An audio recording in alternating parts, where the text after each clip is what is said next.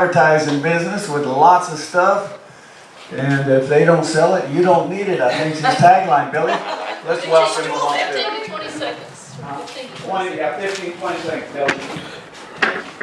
Thank you. I'm Billy Nickel, independent promotional consultant with Geiger. We increase brand awareness through promotional products. And if I can help you, please give me a call at 901-233-1487. As Troy said, if we don't have it, you don't need it. Thank you. Billy Nickel, independent promotional consultant. All right, Billy, thank you. Mike, you want to go up and say a few things about volunteers? No, we're not. Robert, how about you come on up and say you got about 20 seconds? Huh? Well, that's all we can give you this morning. Then we're going to let Joe do it. Hey, you get a minute if you pay up. All right, Robert. Good morning, Josh. I'm Robert Oates, and I'm with G&G. We're in the, kind of tongue-tied this morning, we're in the specialized tax incentive business. We bring back tax dollars from the IRS to business owners and help them mitigate expenses. You know what's funny about when I say enjoy, he gave such a great presentation Yes, he here did. about a week ago or so, and it was very informative. I sent one of my friends, gave one of his friends his card, and JC didn't know a lot about the tax stuff. He said, man, I'm looking forward to talking to this gentleman. So, Joe, okay. just a quick question. Is that presentation available as a podcast? It will be tonight. I'm going to finish touching on it tonight. Well, young lady, let's step up here. This girl is very informative. I've listened to her a few times. Karen, sure. Thank you. Good morning, I'm Karen Shea. I'm a family financial planner. I've been in the investment business 40 years, but I am completely independent. I can give you objective advice. I'm not tied to any company, and I don't have anything for sale except what's up here. All right, very good. Thank you, thank you. Let's see who's that. Dave, come on up here, man. You got 20 seconds or so. As they say in the golf term, you're on the clock. I'm probably going to get penalized at least a stroke. David Altizer with SOS Systems. I'm in business to keep you in business. I provide the best technology solutions to fit your needs and your budgets. And if you're running Norton antivirus, you might want to change because Symantec just got sold out to a company based in the Philippines. Wow. Good information there. All right, Tom, do you want to come on up for a few I'll moments? just do it from here. Okay, please. I'm also in the insurance and investment business. I'm with New York Life. I'm certified in employee benefits. I'm a securities license. I also work with retirement planning and annuities. But I would say one thing today to everybody here, if you haven't talked to someone, talk to me about long-term care. It's something everybody needs, and there are ways to get to it. Thank you, Tom. John, you're also in the Stand here. financial business. We've got John three McDowell, people. Captain Financial Group. I'm in the financial planning business, and we're just in the business to try to make an impact for families and prepare for the future. So, thank you. Good to have you. Let's give him a round of applause. First time. I think we covered everybody. Now we got the inspirational moment. Motivational. Well, inspirational, motivational. Excuse me, I used the wrong word. Joe's too sharp for me. Always have to stay on him. All right, so our motivational moment today comes from the book, What's on Your Top 10 List? This was gifted by Peggy Lau, our former executive officer. And today it comes from Max Dupree. He says, the greatest thing is, at any moment, to be willing to give up who you are in order to become all that we can be. So, to give up in any moment who we are to become all that we can be. In an episode of the TV sitcom 30 Rock, CEO Jack Donahue, you know that's Alec Baldwin, hallucinates that he has met up with his future self. Mr. Future gives Jack some great advice that helps him avoid major mistakes in life. True to Jack's character, of course, most of the advice has to do with things that he probably should stop doing. It's true for all of us. You can have any life you choose, but in order to have the things you really want, you must be willing to stop doing the things that are holding you back. Having filled out the list in this book, this book is an interactive book. You may find it easier to say no to people, habits, or excuses that have been holding you back. It's always easier to say no when you have a bigger and better yes to look forward to. So in this book, and you can just do it on any, like your journal or your notes in Microsoft even, make a list of your old no's, my old no's, and then make a list of your new yeses. And that is an exercise that I challenge you to do this week with yourself so that you can be willing to give up who you are in order to become all that you can be. Wow, good. Well, thanks for that inspirational moment there, Joe.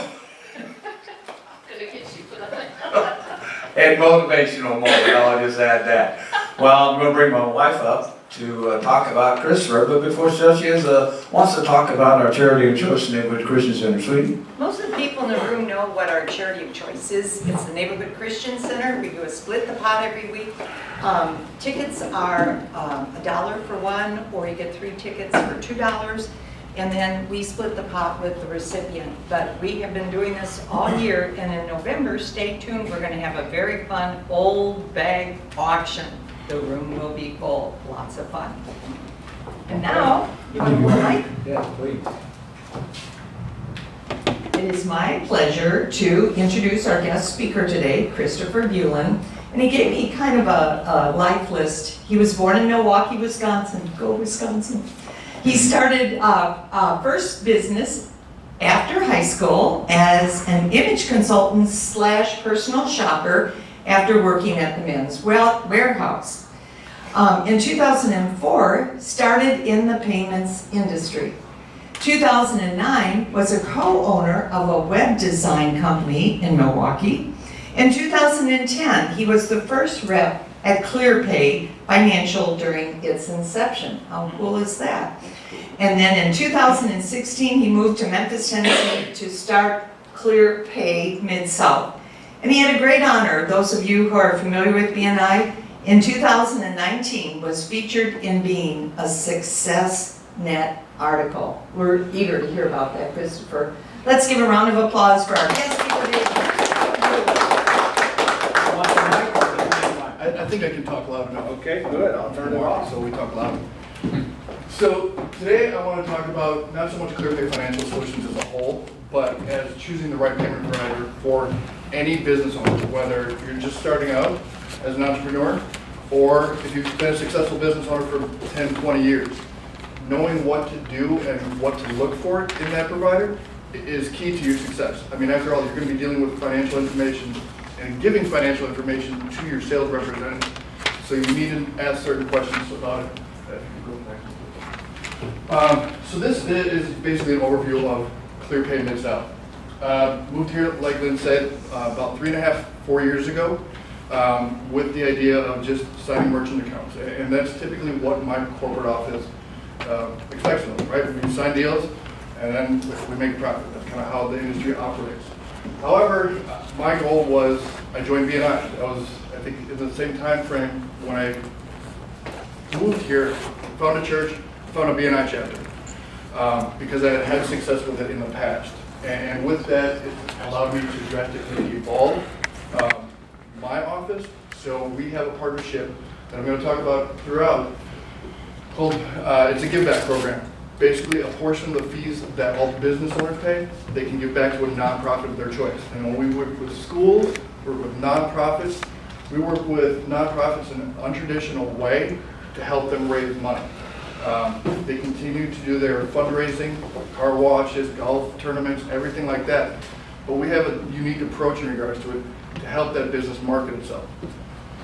The other thing is I have a number of partners throughout the state of Tennessee and Mississippi. So we're not just a payments provider. We have evolved in regards to payments, websites, applications for software, MSP companies. David Altizer is actually here right now, and he's a person that I utilize a lot in regards to the payments industry. I'll kind of touch on that a little bit later. David, what's MSP? Managed service provider, I'm sorry. I just automatically use verbiage and don't think about it. But it's a managed service provider, somebody handling your IT structure. Either their policies and procedures, their firewall, things of that nature that have to do with the payments industry. So there's a few major issues in the industry that are represented. It's completely saturated with too many options, yet no one to direct you. Who do I use? How do I use it? What's the best solution for me? And there's a lot of sales representatives out there that are just out there to churn and burn clients. That's just the nature of the beast in regards to they're uneducated. And the most oftentimes how they're taught, this is just what I've seen, is they're taught to send a packet of information and fill out an application online. The sales rep does. Fills out an application online. They send a package of information and says, here, go sell it. So that's how they're taught. They don't question the methods. They don't question the fees. They don't question the whys as to why do I have to set up a business like this. They don't ask any questions. They just churn and burn clients. 80 to 90% of, I'm going to use another acronym here, but it's software as a solution. And processors have proprietary solutions. So proprietary. Proprietary means that it can only work with XYZ processor or XYZ software. I recommend, and we'll go into this in the next slide, but do your homework. Do homework and research it. Call them and ask them, hey, can you work with anybody else? Because what happens is when you're tied to the software, so I'm going to include the retail business. I'll just even go with Nita. I'm going to use you in regards to some of your clients probably. When they go to a software, if it only uses, let's say, Stripe, use that as an aggregator on a processor. Stripe charges 2.9% plus 30 cents per transaction. $3.20 for a $100 transaction. Okay? If they only use Stripe and they can't work with anybody else, all that information is tied to that processor now, and you have no way to export it or to use somebody else if your volume increases. You're stuck, and now you got to start all over again. So you want to make sure that you do the homework and ask if you can export the files and if you can work with another processor if they're open to it. If not, find another solution.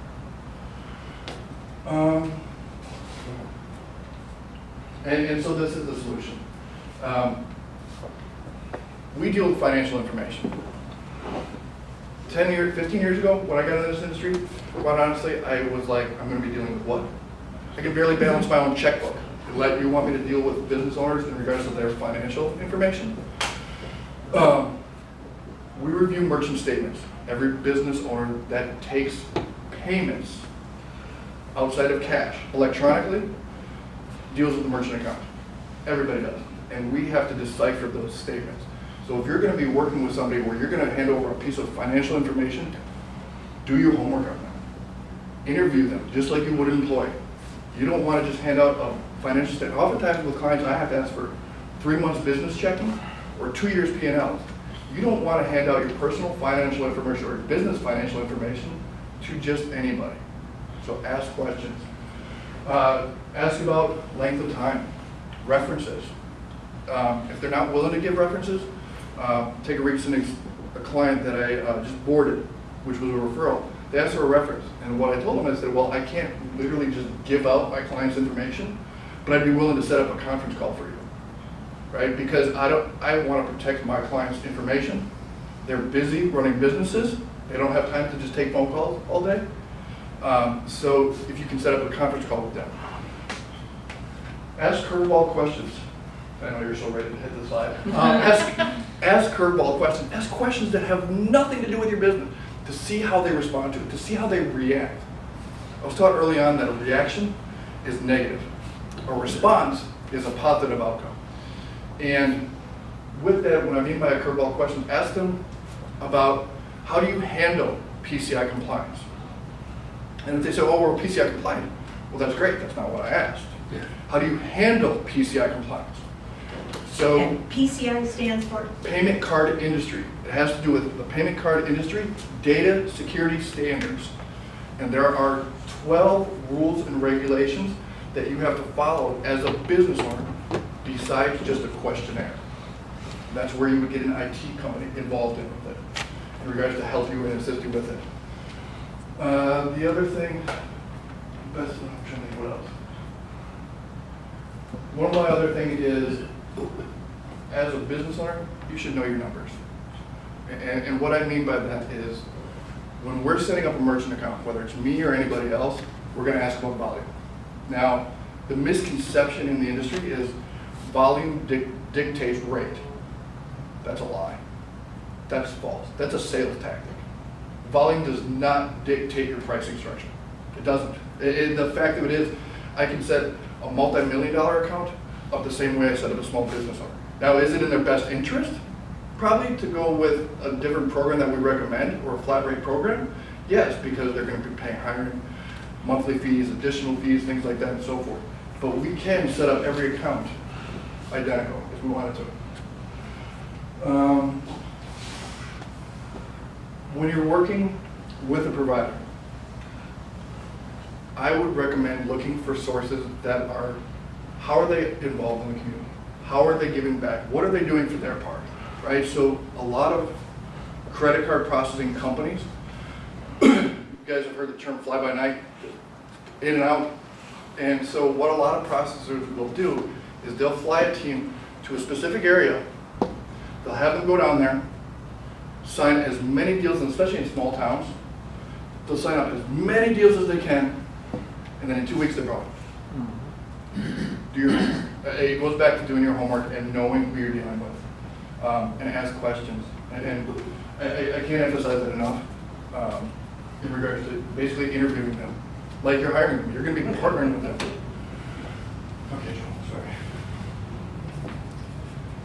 So there are multiple different types of payments in the electronic payments field, right? So there's ACH or checks, which is by far the lowest cost of way of doing business. The saying cash is king isn't. It's not king anymore. Yes, there's no fees associated with it, but if you were to do an invoice and expect a check back, right? If you were just mailing out an invoice, the cost of an invoice is roughly about $15 to send out a paper invoice. 15 bucks. And if your average transaction is, you'd say $100, that's 15%, right? Of your costs already out the window.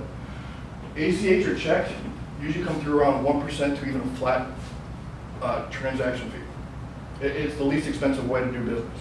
You can get it set up directly with your bank, or you can set it up with a processor. I know a bank locally here that it's more cost effective if they're doing under a certain number of checks, that it's cheaper for them to go to the bank than to use somebody like me. Credit and debit cards. This goes into more terminology. Debit cards, there are two versions of a debit card in our industry. Most sales reps will sell the idea that debit cards are a flat transaction fee. 25 cents to swipe debit is cheaper than taking credit cards at, let's say, 1.69%. That's not true. That's completely false because there's network fees associated with it, can lead into well over $1 per transaction.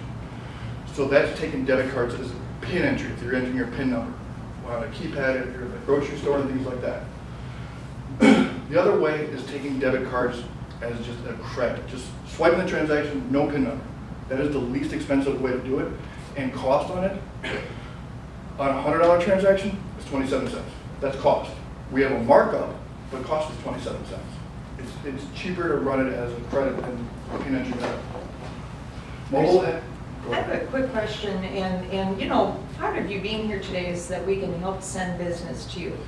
So the condo management company in Madison, Wisconsin says, I said I'd like to set up a monthly electronic draft. They said, can't do it. Now you can go to your bank and have them submit a check to us automatically. Would that be an example of a potential lead for you? It could. We have, we work with property management companies all over. So ClearPay Financial Solutions, we're a nationwide company. However, we have reps throughout that have offices. So we have Chicago, we have Minneapolis, Florida. I represent mostly Tennessee, Mississippi, and Arkansas. But we can take accounts from anywhere and do anything with them. And we would just try to tailor a solution for their needs like we do with any other client. Mobile and NFC. In today's day and age, everybody has a cell phone, everybody has a mobile device. And there are ways you can pay to Apple Pay. We can set that up. There's no cost difference in regards to pricing of structure of rates, but they may have to invest in hardware to get. So, and digital payments is a whole other animal that I haven't even touched on yet, nor will I try to get into it, but it's using blockchain technology, and you're getting into the cryptocurrencies. You guys have all heard of Bitcoin. There's a local company here in Memphis that I met with yesterday called Vendable, and we're working on a partnership with them to get them onto our systems because it is another form of payment for acceptance for the client.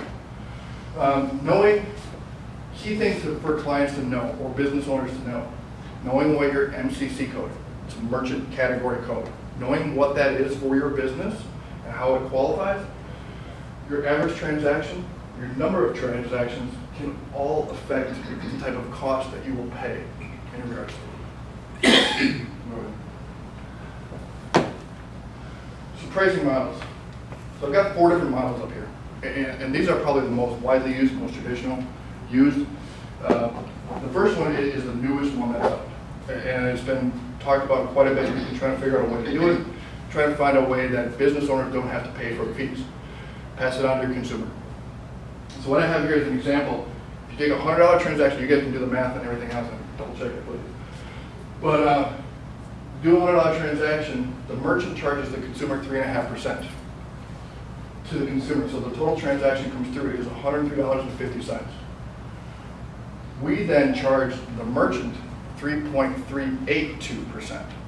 We're a little bit different, a little extension on that, which equals $3.50 to the merchant. So we then subtract it from that, so they basically, it's a wash. They don't pay any fees.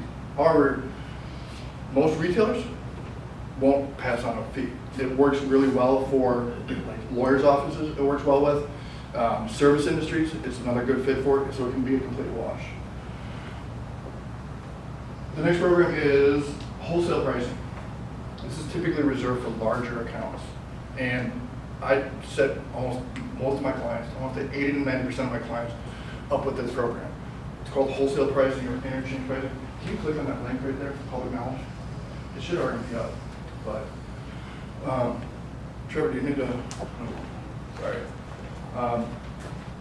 So it should open up in these four, I think, is what I had it up with. So just like any business, you have a cost and then you have a margin. My industry is the exact same for everything. Everything that we do, we have a cost and then we have our margin plus. Margin, of course, being our profitability margin. Cost is public knowledge. So when people say, I don't understand your industry, costs are completely out there. Our cost is out there.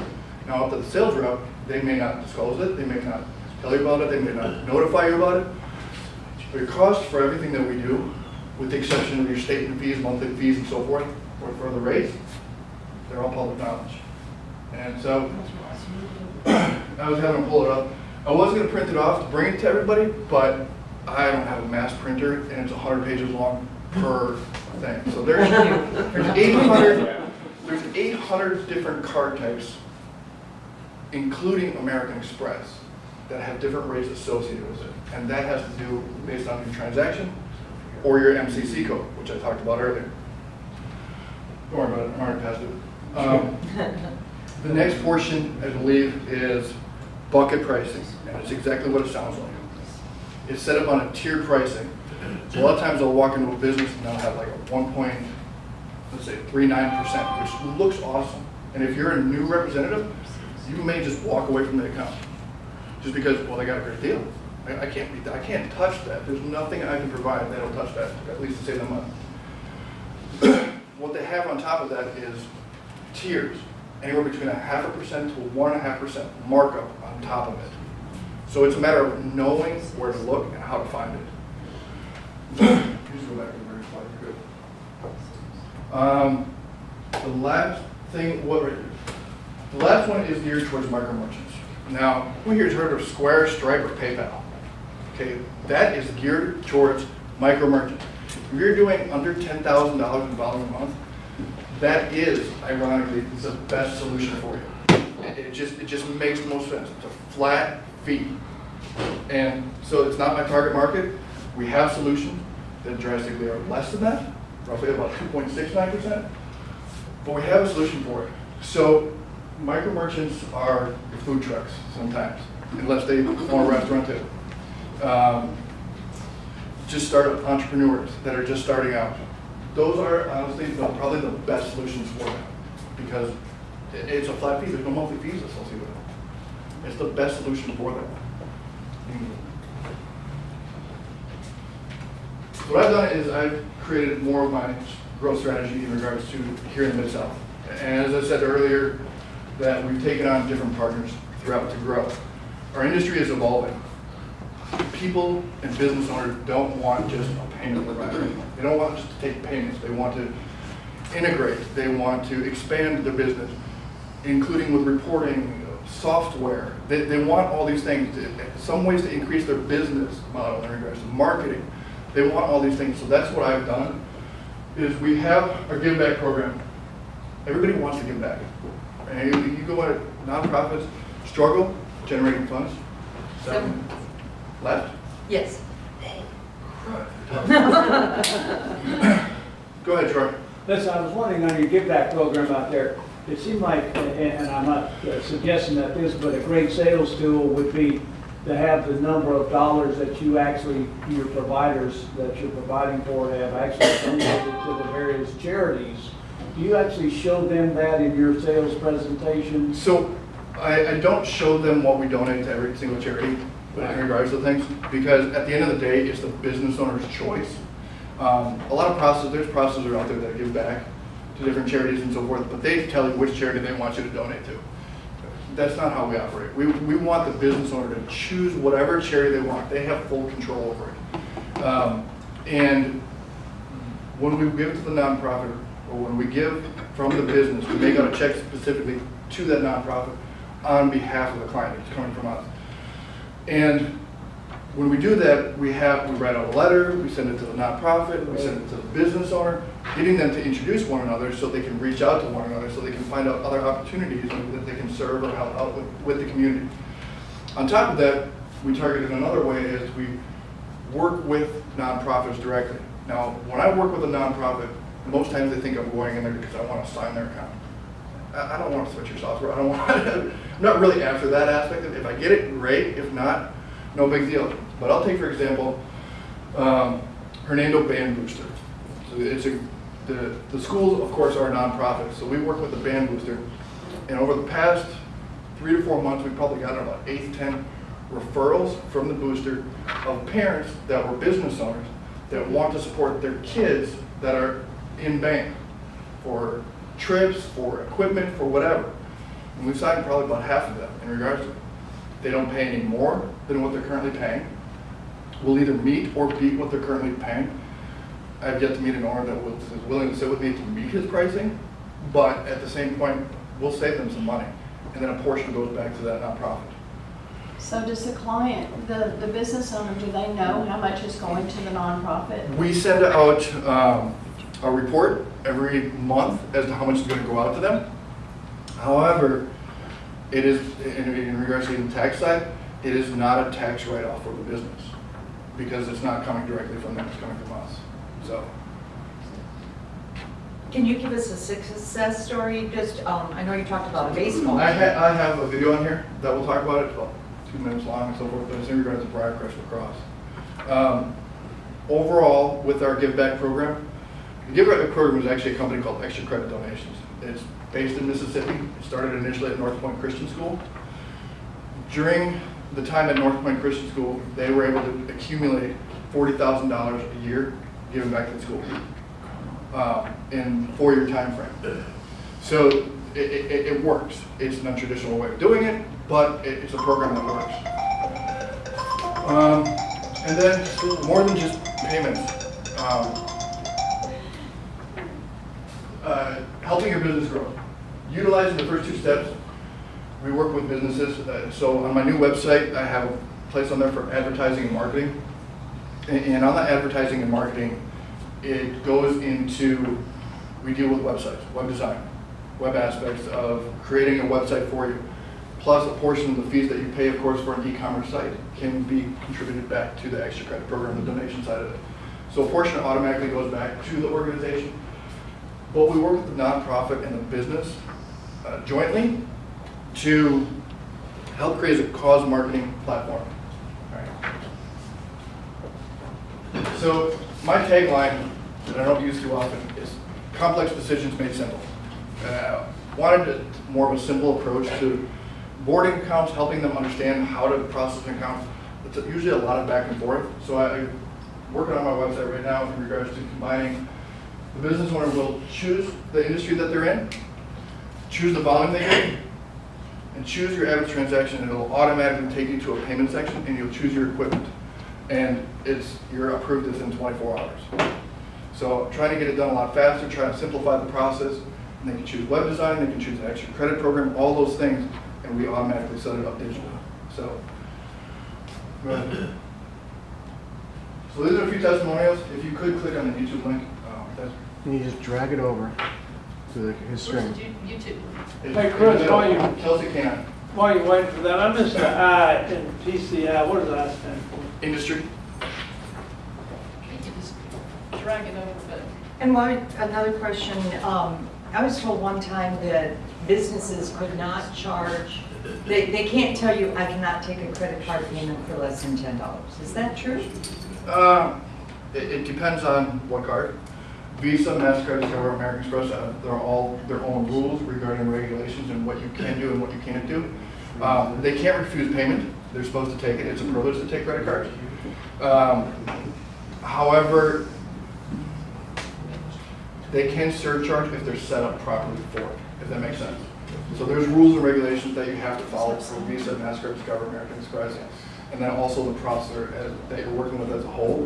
Now, if they're using Square, we were looking for ways to supplement and kind of help out our players to make sure we can give them an experience that is unmatched anywhere else in the city.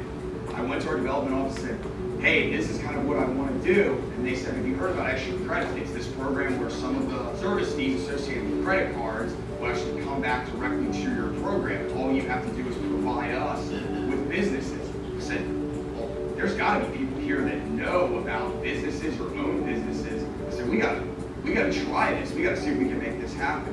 And luckily, Mr. Kelsey was able to come to us and said, hey, I own this vet clinic. I'd love to talk to you and love to see, how extra credit can not only help his business and his operation, but also give directly back to the lacrosse program, which directly has an impact on his son. We're one of the only canine-only practices in America. There's about 5 or 6 across the country. Over the 12 years, we've changed credit card pricing 3 or 4 times. This, by far and away, has been the smoothest transition that we've made. It was pretty seamless. They worked super well with us. Very helpful to get working with our staff, the front desk. It's been extremely successful for us, and it's allowed us to do some things that we may not have been able to do without those proceeds. So we went to England, Ireland, and Scotland last summer with some of that money. And then this year, kind of our more immediate concern is to go and play teams in Alabama or Kentucky or regional opponents that we would have no opportunity to do so without the help of extra credit. The main reason for us to switch over to extra credit was to get back to the Brian Crest lacrosse program. So it was really kind of a no-brainer. It was very easy to do. They've been great to work with. We've called them up. Maybe there's a little question we have or something's not working on one of the machines, and basically they'll be out here within 30 minutes to an hour. It's really fast, and it's just great to have somebody local here in town to be able to call up. The money just keeps rolling in every time somebody swipes their credit card over his clinic. I mean, it's a win-win. It's a win for both organizations.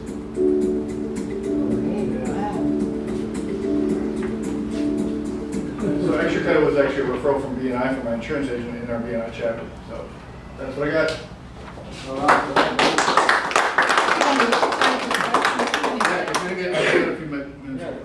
What's up, David? So, Christopher, you were talking about PCI compliance and the fact that most processors will come in and say, yeah, we're PCI compliant. Can you talk a little bit about what the individual merchant needs to do to be PCI compliant? Because just having a credit card processor that says that. Yeah, so first, let's go back in regards to all processors that run payments, that set up business accounts, merchant accounts, and everything else, we are compliant. So that when we go in, we are PCI compliant. However, as a business owner, number of things need to happen. There's 12 criteria, and I can send out a PDF later on of what those are. They're security standards. Visa, MasterCard, Discover, American Express came together and needed to figure out the standards for protecting cardholder data. You need to have a firewall in place. That's a given. You need to have policies and procedures put into place, knowing who has access to your network. You need to know who that is. You need to have it mapped out. I deal with David, I dealt with other MSP companies and so forth. If you have an IT company, great. If you don't, contact David.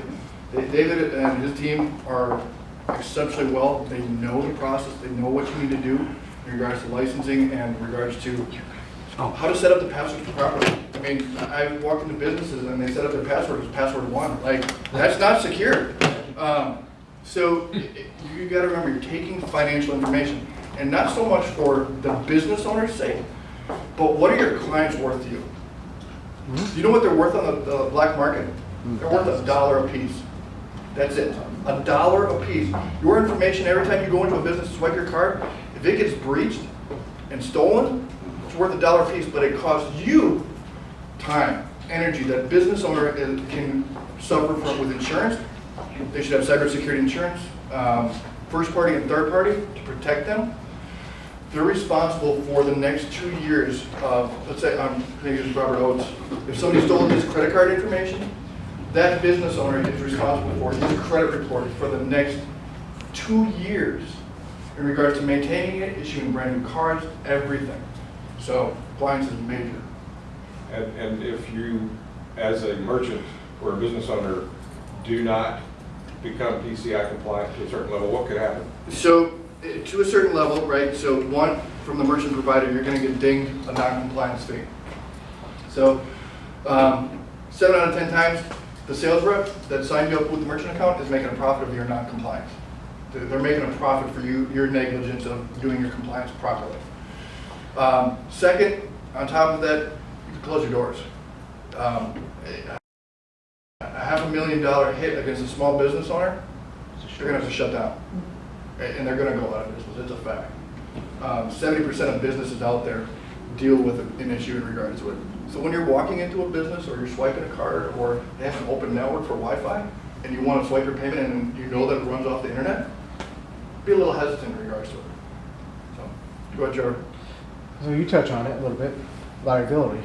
Do you guys provide liability, or do you have referral partners? So insurance, liability insurance. So we do the processing and we help with the control, the scanning, the SAQs and everything else that are the questionnaires that business owners have to go through to allow them to scan the network. There are a couple companies that I recommend for cybersecurity. You can contact me personally for them, just because, yes, most business insurance agents can handle it, but just because they can handle it doesn't mean they're proficient in it. So I would recommend, I mean, I've got a list, probably about 5 to 10 insurance agents that I work So you have with. referral partners. Yeah. Okay. All right, well, Troy had a, yes, we can hand it out in a moment. We have $14 in our split the pot, and Christopher, you want to draw a number and tell everybody? This goes to the Neighborhood Christian Center. 8980. All right, we got Susan Kurtz, yay! So $7 to Susan, $7 to Neighborhood Christian Center. And we have also a drawing today for, what's our door prize, Christopher? I got a Chick-fil-A gift card. Yeah. All right, so everybody got your business card in the bucket? No, you did not. Or the Altizer with SOS Systems. Hey, fair and square. All right, so Lynn, next week again, what do we have? We have, our guest speaker is Jude, I forgot the last name, Incomm. And it's, the title of the presentation is The 4 Key Components of Success Today. We all can use it. We all need that, and I want to challenge you guys as you're networking after talk shop, make it a goal to set up a one-on-one with somebody in this room. Somebody in this room, you actually are 1 to 3 degrees away from one of the biggest referrals you'll ever get in your business. 1 to 3 degrees away. And it may be setting up a one-on-one with somebody to make that connection. So I encourage you to do that. And we want to say at Talk Shop, since Troy had to leave, class is dismissed.